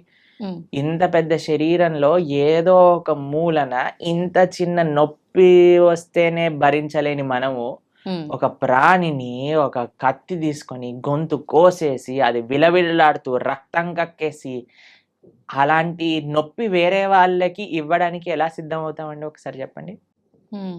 ఏమంటారు మీరు? రైట్ అంటారా? మనం ఇంత చిన్న నొప్పిని కూడా భరించలేమాయే, కానీ మనం ఏ ప్రాణిని ఎలాగైనా హింసించచ్చు అనే భావన వస్తే రేపు ప్రొద్దున అది విస్తీర్ణం అవుతుంది అనమాట. We become hard hearted. ఇప్పుడు ఒక ప్రాణి కష్టాన్ని చూస్తూ మన మనసు చలించలేకపోయింది అనుకోండి, రేపు ప్రొద్దున ఇంకొక మనిషి కష్టాన్ని చూసి కూడా మనం చలించలేకపోతాం. నిజం ప్రభుజీ. మన తోటి ఉండే వాళ్ళ కష్టాలు, అసలు కష్టాన్ని అర్థం చేసుకొని మనస్తత్వం వచ్చేస్తుంది. కష్టం ఎవరికైనా కష్టం కదండి. ఒక ప్రాణిలో కష్టం చూడని వాడివి మనిషిలో కష్టం ఎలా చూడగలుగుతున్నావు? మనిషిలో కష్టాన్ని చూసిన వాడివి ప్రాణిలో కష్టాన్ని ఎందుకు చూడలేకపోతున్నావు? మనిషికి ఒక జీవుడికి ఏంటి డిఫరెన్స్ చెప్పండి? వాళ్ళకి ఫ్యామిలీ లేదా? వాళ్ళకి పిల్లల పైన ప్రేమ లేదా? అది జీవించాలి అని అనుకోవట్లేదా? ఒక కోడినో ఒక మేకనో అనుకోండి, అదేమన్నా మీ దగ్గరకు వచ్చి నా గొంతు కోసేసే, నన్ను ఈరోజు బిర్యానీ వండుకొని తిను అని చెప్తుంది. అదేమన్నా విలవిల్లు ఆడిపోతుంది, భయం అయిపోతుంది. ఆ నెగిటివ్ ఎనర్జీ మొత్తం ఈ ప్రపంచంలో అన్ని చోట్ల ఆ క్రీపిన్ అయ్యే భూకంపాలు, టోర్నాడోస్, దానికి ఒక థియరీ ఉంది, సైంటిఫిక్ థియరీ తెలిసిన మీకు? ఎప్పుడైతే మనం ఇంత జీవహింస, ప్రాణి హింస అనేది జరుగుతుందో ఆ నెగిటివ్ వైబ్రేషన్స్ అన్ని కలెక్ట్ అయ్యి ఒక్కసారి అది మాస్ డిస్ట్రక్షన్ చేస్తుంది అనమాట. ఓకే. భూకంపాలు రావటం, సునామీలు రావటం, టోర్నాడోలు రావటం, ఫారెస్ట్ ఫైర్స్ రావటం, ఇవన్నీ ఎందుకు, ఈ వైపరీత్యాలన్నీ ఎందుకు వస్తున్నాయి అని అంటే ఆ నెగిటివ్ వైబ్రేషన్స్ వల్ల. ఓకే. కాబట్టి మనం జీవహింస తెలిసి ఎవరిని తెలియకుండానే మనం ఎంత ఇబ్బంది పెడుతున్నామండి. ఓ బిల్డింగ్ కట్టాలి అంటే పాపం కింద ఎన్ని పాములు పోయాయో, ఎన్ని చీమలు పోయాయో, ఎన్ని ప్రాణులు కోల్పోతాయో. ఒక రోడ్ వేయాలన్నా మనం రోడ్ పైన పోతూ వెహికల్స్ లో ఉంటే మనకి ఎన్ని తెలుసు చెప్పండి. తెలిసి తెలియక ఎన్ని చేస్తున్నాం మనం. వెజిటేషన్స్ గ్రో చేస్తుంటే ఎన్ని పోతాయో క్రాప్స్లలో, తెలియకుండానే మనం ఇంత జీవహింస చేస్తున్నాం. ఇంకా తెలిసి తెలిసి చేస్తే ఎలా చెప్పండి. కాబట్టి ఒక్కటి గుర్తుపెట్టుకోండి, మన శాస్త్రం చెప్తుంది మాంసహ అంటారు, మాంసం అని అంటారు కదండి. అంటే నేను రేపు నీలాగా అవుతాను. మాంసహ, ఈరోజు నేను నిన్ను చంపుతున్నాను, రేపటి రోజున నువ్వు నన్ను చంపుతావు. అది ఎగ్జాక్ట్ డెఫినేషన్ ఆఫ్ మాంసం. ఈరోజు మనం ఏ జీవినైతే ఎంత బాధ పెడుతున్నామో అదే బాధ 100 రెట్లై మనం అనుభవించాల్సి వస్తుంది, లేదా మన ముందు మనకు కావాల్సిన వాళ్ళు అనుభవిస్తారు. కాబట్టి మనం అది ఒక ఎన్వైరన్మెంటల్ పర్స్పెక్టివ్గా చూసినా, ఇప్పుడు మ్యాక్సిమం 60% ఆఫ్ వెజిటేషన్ మొత్తం కూడా ఈ ఫార్మ్లో ఉండే యానిమల్స్కి తినిపించడంలో పోతుంది. అదే కానీ మనం ఇప్పుడు చూడండి, ఇప్పుడు ఇండియాలో మనం వెజిటేరియనిజం గురించి మాట్లాడితే ఎలా అంటున్నారు, వెజిటేరియన్స్ ఎట్లా అవుతారు, అది ఇది ఇది ఇది ఇది దీనికి విరుద్ధం, దానికి విరుద్ధం, ఇది మా ఫ్యామిలీకి విరుద్ధం, ఇది మాకు ఇది విరుద్ధం అని పెద్ద యుద్ధాలకు వచ్చేస్తున్నారు. ఫారినర్స్ అందరు వీగన్ కల్చర్ విన్నారా మీరు ఎప్పుడైనా? వీగనిజం అని పెరిగిపోతుంది అక్కడ. ప్లాంట్ బేస్డ్ డయట్, యానిమల్ ఉన్న దాన్ని వాళ్ళు టచ్చే చేయరనమాట, దాన్ని వీగన్ అని అంటారు. మొత్తం మీరు చూస్తే, మేము ఆస్ట్రేలియా మెల్బోర్న్ లో ఒక వీగన్ స్ట్రీట్ అని ఉంది, మొత్తం స్ట్రీట్ అంతా వీగన్ రెస్టారెంట్స్. అక్కడ అమెరికాలో అన్ని చోట్ల ఇప్పుడు వీగనిజం పెరిగిపోయింది. మీరు ఎక్కడికి వెళ్ళినా సరే వీగన్ అని చెప్తే మీకు ఒక్క డైరీ ప్రోడక్ట్ కూడా టచ్ చేయరు వాళ్ళు. అలాంటి స్ట్రిక్ట్ వెజిటేరియన్ డైట్ ని వీగనిజం అని అంటారు అనమాట. కాబట్టి పాశ్చాత్య దేశస్తులు, దానికి ఏం ఆధ్యాత్మికత అవసరం లేదండి నాన్ వెజిటేరియన్ ఆపేయడానికి. మనుష్యత్వం ఉండాలంతే. ఒక మనిషిగా నేను బాధపడుతున్నాను, ఇంకొక ప్రాణిని బాధ పెట్టకూడదు. ఇప్పుడు చూడండి, మనం తింటే 10 నిమిషాల్లో పోయే రుచికి ఒక ప్రాణినే చంపేస్తున్నాం అంటే ఎంత అన్యాయం చెప్పండి. అవును. కాబట్టి అది ఆధ్యాత్మికంగా మంచిది కాదు, సామాజికంగా మంచిది కాదు, ఒక మానవుడికి అయితే అసలే మంచిది కాదు. అన్నీ ఈ ప్రపంచంలో అంతా బాగుండాలి అని అంటే ఎవరిని మనం ఇబ్బంది పెట్టకూడదు. ఆధ్యాత్మికత విషయం అయితే దూరం పెట్టేసేయండి. మాంసాహారం తినే వాళ్ళు ఎప్పటికీ ఆధ్యాత్మికంగా ఒక్క అడుగు కూడా ముందుకెయ్యలేరు. ఇది సత్యం. కానీ this is far beyond to understand. కానీ ఫస్ట్ మనిషిగా ఆలోచిద్దాం, ఒక ప్రాణిగా ఆలోచిద్దాం. కాబట్టి భగవంతుడు అందరినీ సృష్టించినప్పుడు ఆయన అందరి పిత కదా. మీరు ఒక 3 తమ్ముళ్ళు అన్నయ్యలు ఉన్నారనుకోండి, ఒకరిని ప్రేమించి ఒకరిని చెంపమైన లాగి పెట్టారనుకోండి, వాళ్ళ అమ్మ ఏమంటారు, ఒరేయ్ వాడేం చేశాడు రా నిన్ను అంటే, ఏం లేదమ్మా నాకు వీడిని ప్రేమిస్తున్నాను కదా వాడిని కొడతాను. ఒప్పుకుంటారా వాళ్ళ అమ్మ? అలానే భగవంతుడు ఎలా ఒప్పుకుంటాడండి?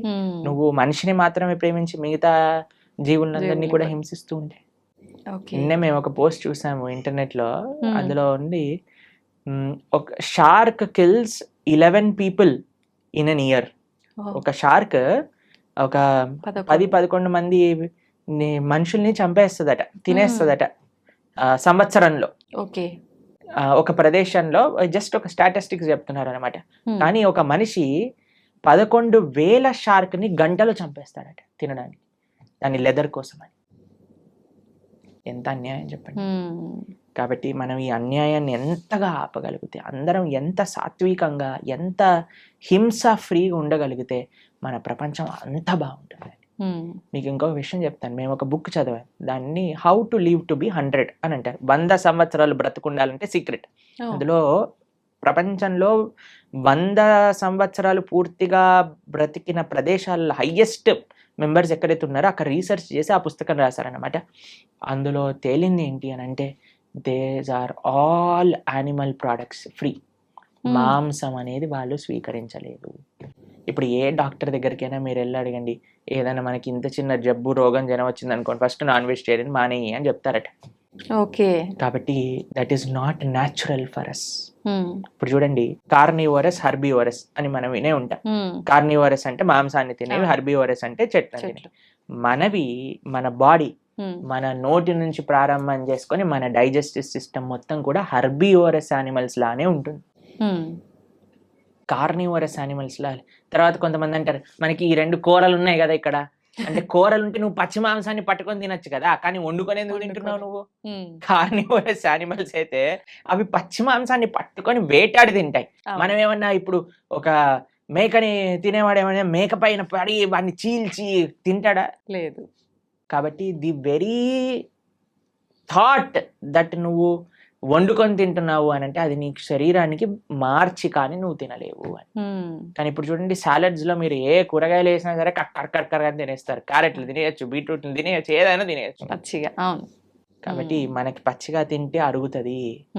ప్లస్ మన digestive system, carnivorous animals digestive system చాలా చిన్నగా ఉంటుంది.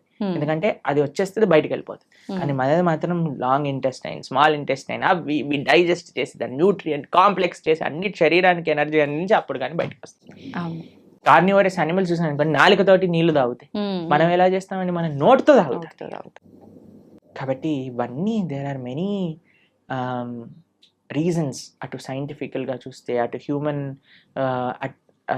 మేకప్ విధంగా చూస్తే, ఎలా చూసినా సరే ఒక మనిషి వెజిటేరియన్ గానే ఉండాలి.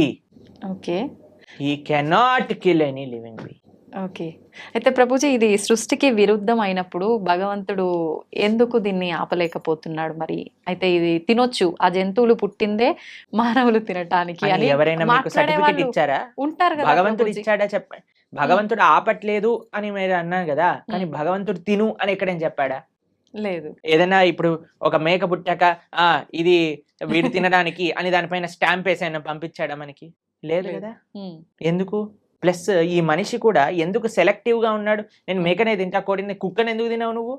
నీ పెంచుకునే కుక్కకి ఇంకా బయట ఉండే మేకకి ఏంటి డిఫరెన్స్? కొంతమంది డాగ్ లవర్స్ ఉంటారు, మీరు చూసిన కన్నా మున్నా చున్నా అని ఎప్పుడు ఇలా కుక్కని ఇలా పట్టుకొని అలా పట్టుకొని కుక్కకి ఏమన్నా అయితే వాళ్ళు ఏలవటం అవి. అరే, ఆ కుక్కకి ఎంతైతే ప్రాణం ఉందో ఆ మేకకి కూడా అంతే ప్రాణం ఉంది. ఏమన్నా మేకల తక్కువ ప్రాణం ఉందా చెప్పండి? లేదు. మరి ఎందుకు మనం ఆ డిఫరెన్షియేషన్ చేస్తున్నాం? భగవంతుడు నీకు తినాలి అని చెప్పలేదు, కాబట్టి భగవంతుడు నీకు తినద్దు అని కూడా వచ్చి చెప్పడు. శాస్త్రం అన్నీ చెప్పింది. ఓకే. మద్యం, పానం, శ్రియ, సూన, యత అధర్మశ్చ చతుర్విధం. భాగవతం చెప్పింది ఈ విషయాలు. 4 విషయాలు తప్పు. వ్యభిచారము, మాంసాహారాన్ని స్వీకరించటం, జూదమాడటం, తర్వాత మాదక ద్రవ్యాలు, సిగరెట్, మందు, గుట్కా, మాణిక్ చంద్ ఇవన్నీ వేసుకుంటారు కదండి. ఇవన్నీ ఈ 4 అధర్మము అని శాస్త్రం క్లియర్ గా చెప్పింది. ఓకే. కాబట్టి ఈ 4ని మనం దూరం పెట్టాలి, అప్పుడే మనం మనిషి అవుతాం.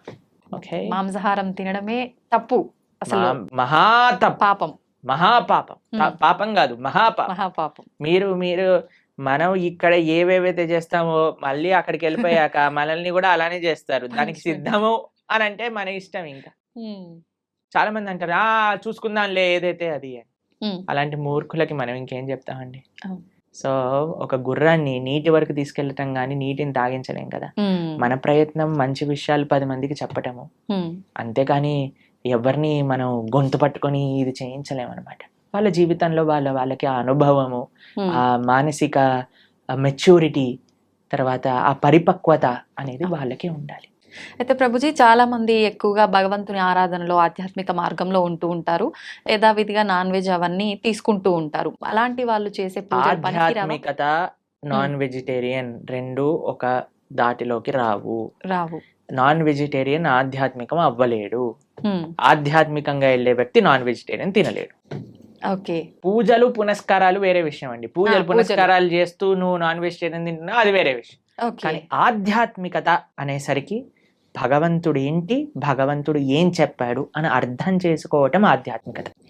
భగవంతుడు నన్ను ఎలా జీవించమని చెప్పాడో అర్థం చేసుకొని జీవించటం ఆధ్యాత్మికత. మనం 100 పూజలు చేయి, పునస్కారాలు చేసుకొని ఏదైనా చేసుకోండి, కానీ భగవంతుడు జీవించమన్న జీవన విధానాన్ని మనం ఆచరించకపోతే he will not care for us. ఇప్పుడు చూడండి, మీకు మీ పిల్లలు ఉన్నారు, మీరు చెప్పిన మాట వినటం మీకు ముఖ్యమా? మీరు చెప్పిన విధంగా వాళ్ళు ఉండటం మీకు ముఖ్యమా? లేదా మీరు చెప్పిన విషయాలు ఏమీ పాటించకుండా బయటికి వెళ్ళి మా అమ్మ ఇంత గొప్పది, మా అమ్మ అంత గొప్పది, మీ ఫోటో పెట్టుకొని రూమ్లో రోజు పొద్దున అగరబత్తులు తిప్పేసి ఆరతులు పెట్టేసి మీకు పెద్ద పెద్ద మాలలు వేయటం ముఖ్యమా? మీరు చెప్పండి, ఏది మీకు సంతోషాన్ని ఇస్తుంది? చెప్పిన మాట ఆచరిస్తే అంతే కదా. అంతే. చెప్పిన మాట ఆచరించి మీరు పెద్దగా ఏం చేయకపోయినా మీరు ఆనందంగానే ఉంటారు కదా. నాన్న చదువుకో, మంచిగా ఉండు, 10 మందితో మంచి చెయ్యి, నువ్వు ఎప్పుడు బాగుండాలి, అది మీరు చెప్పిన విధానాన్ని వాళ్ళు ఫాలో అవుతాయి కదా. అదే ఆధ్యాత్మికత అంటే. భగవంతుడు ఏం చెప్పాలనుకుంటున్నారో తెలుసుకొని దాన్ని ఫాలో అవ్వటం ఆధ్యాత్మికత. భగవంతుడు ఫోటోలు పెట్టి ఓ ఓ అని తిప్పేటాల ఆధ్యాత్మికత కాదు. ఎప్పుడు వరకు మనం ఆయన మార్గాన్ని ఫాలో అవ్వకపోయినంత వరకు. ఒక్కసారి మనం ఆయన చెప్పే విధానాన్ని ఫాలో అవుతూ మిమ్మల్ని ప్రేమతో, ఇప్పుడు చూడండి మీ పిల్లలు మీరు చెప్పిన విషయాలు అన్నీ మంచిగా విని మీ పుట్టినరోజు రోజు ఒక గ్రీటింగ్ కార్డ్ చేసి మీకు చాలా సేపు కష్టపడి ఒక గ్రీటింగ్ కార్డ్ చేసి ఇచ్చారనుకోండి, మీకు ఎంత సంతోషం ఇస్తుంది. అరే మా పిల్లలు ఎంత బంగారు కొండలరా, నేను చెప్పిందన్ని మాటలు వింటారు, నాకు ఇంత ప్రేమ గ్రీటింగ్ కార్డ్ తీసుకొచ్చారనిపిస్తుందా. అలానే భగవంతుడు కూడా మనం ఎప్పుడైతే ఆయన మాటలు విని ఆయన ఆరాధన చేస్తామో అప్పుడు ఆయనకు అంత సంతోషం వస్తుంది. మీ మాటలు ఎప్పుడు వినకుండా, మిమ్మల్ని ఎప్పుడు పట్టించుకోకుండా, బర్త్డేకి మాత్రం పెద్ద గిఫ్ట్ తీసుకొచ్చాయి, ఏంది ఈ గిఫ్ట్, అరే కనీసం ఎవడు అడిగాడు నిన్ను అని అంటారు, అంతే కదా. అలానే భగవంతుడు మన పూజలు కూడా అలానే అనిపిస్తాయి. ఇది ఖచ్చితంగా అందరూ తెలుసుకోవాల్సిన విషయం, అంతే కదా. ప్రభుజీ పిల్లల టాపిక్ వచ్చింది కాబట్టి నేటి బాలలే రేపటి పౌరులు అంటారు. అయితే అటువంటి పిల్లల్ని మనం పెంచే విధానము కరెక్ట్గా ఉండకపోవడం వల్ల అంటే ప్రభావం పడుతుందా, లేదంటే విద్యా వ్యవస్థ ప్రభావం ఏమైనా ఉంటుందా ప్రభుజీ? అన్ని ప్రభావం. మనం పెంచే విధానం, విద్యా వ్యవస్థ, టీచర్లు, మీడియా, వాళ్ళు చూపించేవి, వాళ్ళు ఉండే ఫ్రెండ్స్, అన్నిటినీ ప్రభావం ఉంటుంది. కరెక్ట్, అన్నీ కూడా జాగ్రత్తగా ఉండాలి. ఇప్పుడు అన్నిటినీ మార్చేయలేం కదండి. మన వంతు మన మార్పు మనతోటి ప్రారంభం అవ్వాలి. కాబట్టి ఇప్పుడు చూడండి అందరి పిల్లలకి హాలిడేస్ టైం. ఇప్పుడు మీ హాలిడేస్ లో మీ పిల్లలకి ఏం నేర్పిస్తున్నారు? ఎన్నో మంచి ఆధ్యాత్మిక కేంద్రములలో సేవా మాధ్యమంగా సమ్మర్ క్యాంప్స్ జరుగుతున్నాయి. మన ఇస్కాన్ హైదరాబాద్ లో సమ్మర్ క్యాంప్స్ చేస్తున్నారు, మేము ఆదిలాబాద్ లో రేపు సమ్మర్ క్యాంప్ చేస్తున్నాం. పిల్లలకి కనీసం సెలవులు వచ్చినప్పుడైనా మంచిగా సేవ చేసుకునే ఒక అవకాశాన్ని ఇవ్వండి. గోశాలకి తీసుకెళ్ళండి, శ్లోకాలు నేర్పించండి, మ్యూజిక్, మన క్లాసికల్ మ్యూజిక్ నేర్పించండి, క్లాసికల్ డాన్స్ నేర్పించండి. మన కల్చర్కి ఎంత దగ్గరగా మనకి సమయం ఉన్నప్పుడు, ఇప్పుడు స్కూల్ ఉన్నప్పుడల్లా అంటే కష్టమే, కానీ అట్లీస్ట్ ఫెస్టివల్స్ టైంలలో మనకి ఇలా సమ్మర్ హాలిడేస్ వచ్చినప్పుడు, వింటర్ వెకేషన్స్ వచ్చినప్పుడు మనం ఏదైనా మంచి ఆధ్యాత్మిక ప్రదేశానికి తీసుకెళ్ళటం, అక్కడ ఉండే మంచి వ్యక్తులతో కల్పించటం, మాట్లాడించటం, వాళ్ళకి కల్చర్ని ఇంట్రడ్యూస్ చేయటం, ఇలా కానీ మన శక్తియుతంగా మనం ప్రయత్నించి, ఇప్పుడు చూడండి we can do our best. దాని తర్వాత ఇంకా వాడికి జీవితంలో ఏం చేసుకుంటారో అనేది వాళ్ళ ఇష్టం. కానీ మనము ఇవ్వకపోతే మన తప్పు అవుతుంది. కాబట్టి వాట్ వీఆర్ సేయింగ్ ఇస్, అందరు పేరెంట్స్ కూడా మీ వైపు నుంచి మీరు ప్రయత్నం చేయండి. ఇప్పుడు సమ్మర్ హాలిడేస్ వచ్చాయి, మంచి ఆధ్యాత్మికంగా అలానే విశేషాలు అన్నీ కూడా నేర్పించేటట్టుగా మంచి విశేషాలు నేర్పించండి. మ్యూజిక్లో మంచి విశేషాలు, డాన్స్లో మంచి విశేషాలు, శ్లోకాల్లో మంచి విషయం, అన్నిట్లో మంచి ఉంది, ఆ మంచిని నేర్పించండి అని చెప్తున్నాను, అంతే. ఓకే. కాబట్టి సమయం ఉన్నప్పుడు పిల్లల్ని ఎంగేజ్ చేయాలండి. పిల్లలకి ఫ్రీ టైం ఇస్తే వాళ్ళు పాడైపోతారు. కాబట్టి మీకు సమయం ఉన్నప్పుడు మీరు కానీ హాలిడేస్లో వాళ్ళని ఎంగేజ్ చేయలేదనుకోండి, ఫోన్కి అడిక్ట్ అయిపోతారు, టీవీకి అడిక్ట్ అయిపోతారు, తర్వాత టెలివిజన్కి అడిక్ట్ అయిపోతారు. ఇవన్నీ మనకు వద్దు అన్నప్పుడు వాళ్ళని మార్నింగ్ టిల్ నైట్ స్కిల్స్లో ఎంగేజ్ చేయండి. స్విమ్మింగ్ నేర్పించండి, ఇన్స్ట్రుమెంట్స్ నేర్పించండి, ఎక్సర్సైజ్కి తీసుకెళ్ళండి. బయట ఎంత వీలైతే అంత మనం ఉంచడానికి ప్రయత్నం చేయాలి. మీరు బయట ఉండాలి. మీరు ఫోన్ పట్టుకొని కూర్చున్నారు అనుకోండి, వాడు ఫోన్ పట్టుకొని కూర్చుంటాడు. కాబట్టి let us all use this time nicely. ఈ సమయం మనకి ఏదైతే ఉందో దాన్ని బాగా యూజ్ చేసుకొని పిల్లల్ని ఒక మంచి ట్రాక్లో పెట్టేటట్టుగా మనం ముందుకు తీసుకెళ్ళాలి. మీ అందరికీ మంచి వేసవి సెలవులలో మంచి ఆధ్యాత్మిక మార్గం వైపు మీరు నడుస్తూ మీ పిల్లల్ని నడిపిస్తారు అని భావిస్తూ, హరే కృష్ణ. Thank you Prabhuji. నిజంగా మీరు చెప్పినవన్నీ వింటుంటే నిజంగా ఇదంతా నిజమే కదా, ఎందుకు ఎక్కడ మిస్ అవుతున్నాం అందరం ఇవన్నీ పాటించడంలో అనిపిస్తోంది ప్రభుజీ. ప్రతి ఒక్కరికి కూడా అలా అనిపించాలనే కోరుకుందాం, మార్పు మొదలవ్వాలనే కోరుకుందాం ప్రభుజీ. చాలా మంచి విషయాలు తెలియజేశారు. Thank you Prabhuji. హరే కృష్ణ. హరే కృష్ణ ప్రభుజీ. హరే కృష్ణ.